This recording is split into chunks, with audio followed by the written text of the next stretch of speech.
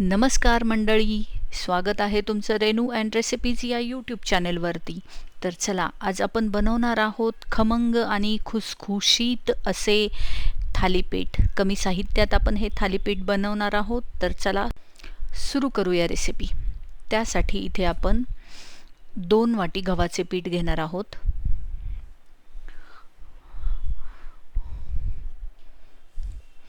त्यानंतर 1 वाटी ज्वारीचं पीठ इथे घ्यायचं आहे आणि अर्धी वाटी बेसन पीठ आपण इथे घेणार आहोत.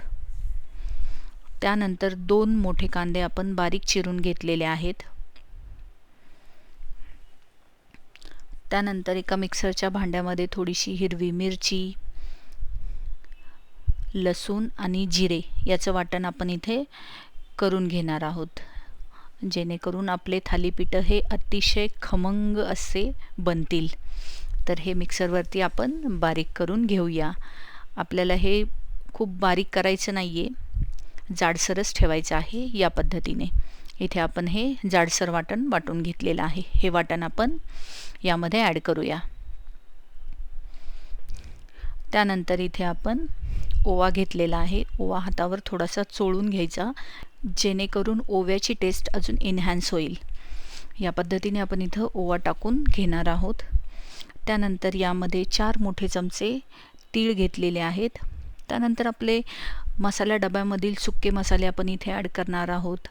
थोडासा गरम मसाला, धने पावडर, थोडीशी हळद आणि चवीनुसार मीठ आणि खूप सारी हिरवीगार अशी कोथिंबीर इथे बारीक चिरून घेतलेली आहे आपण. आहा, सुंदर असा कलर आलेला आहे. त्यानंतर इथे आपण 1 चमचा गाईचे तूप टाकणार आहोत आणि हे सर्व साहित्य आपण व्यवस्थित इथे मिक्स करून घ्यायचं आहे. पटकन आणि झटपट असे होणारे थालीपीठ आहे. तुम्ही मुलांना टिफिनला देऊ शकता किंवा अगदी भाजीला घरात काय नसेल तर त्यावेळी हे थालीपीठ आपण इझिली बनवू शकतो. सर्व साहित्य आपण इथे मिक्स करून घेतलेले आहे. त्यानंतर थोडेसे पाणी ॲड करून आपण पीठ मळून घेणार आहोत.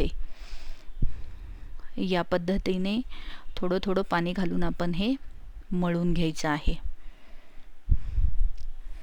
या पद्धतीने आपण इथे पीठ मळून घेतलेलं आहे. हे अगदी मऊसूत असं हे पीठ आपल्याला इथे मळून घ्यायचं आहे.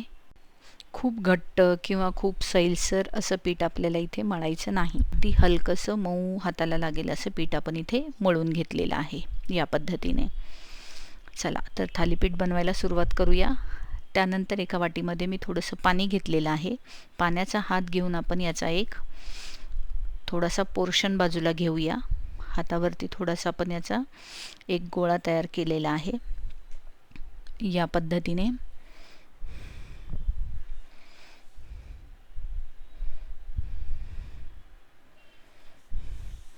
त्यानंतर इथे आपण एक ओला कपडा घेतलेला आहे. तुम्ही एखादा नॅपकिन घेऊ शकता, पण तो ओला करून घ्यायचा. त्यानंतर यावरती पाण्याचा थोडासा हबका मारून घ्यायचा, जेणेकरून कापड हे आपलं ओलं असायला हवं. त्यानंतर हे थालीपीठ आपण यावरती असं स्प्रेड करून घ्यायचं आहे.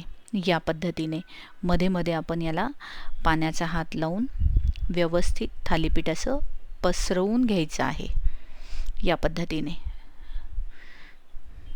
बघू शकता, हलक्या हाताने हे आपण करायचं आहे. एकसारखं थालीपीठ आपण इथे थापून घेणार आहोत.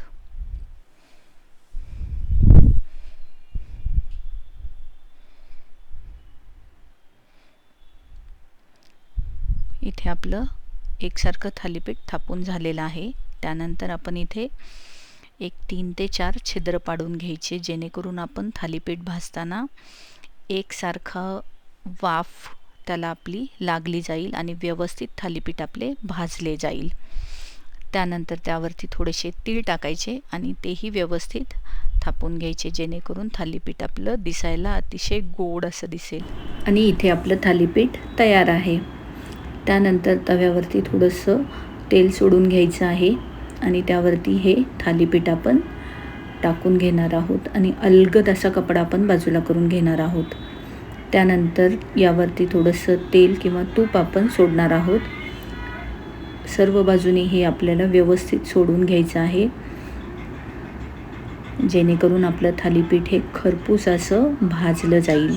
दोन्ही साईडनी आपण हे थालीपीठ व्यवस्थित भाजून घ्यायचं आहे. सुंदर असा कलर आलेला आहे, अतिशय गोड असं दिसत आहे थालीपीठ, बघू शकता. दोन्ही साईडनी आपण छान थालीपीठ भाजून घेतलेलं आहे आणि इथे आपलं थालीपीठ तयार आहे.